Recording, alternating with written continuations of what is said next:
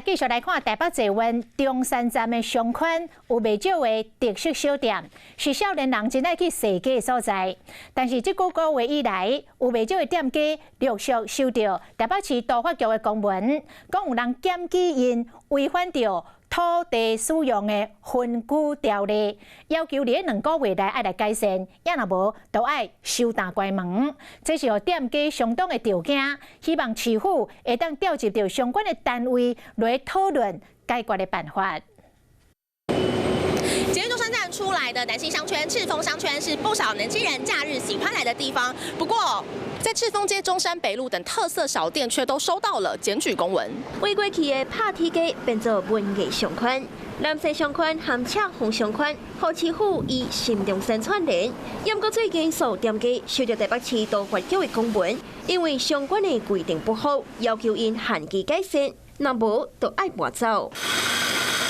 店内拢是香港的咖啡香，这青年创业的小咖啡店，拢是因为这张公文受到冲击。那时候本来都以为是个案，就是只有我们自己有发生这件事情，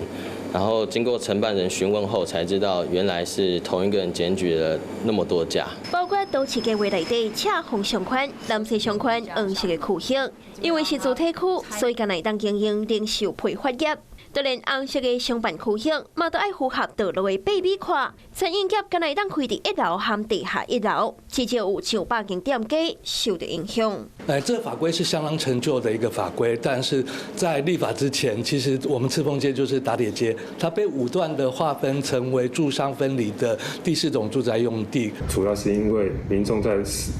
4月间大量的检举，本局也会尊重当地的意见，然后把它收敛纳入日后这个地区通盘检讨的一个考量。特警经营的心会会放水流，租局会找民意代表，希望会当有参详的空间。台北市府也表示，当地积极处理，要好真无简单，才发展起来的商圈自路，红壁的搬走变稀微。Hello， 我是林明瑞。想要抢先掌握最及时的新闻资讯吗？赶快订阅、按赞、开启小铃铛，锁定我们华视新闻的 YouTube 频道。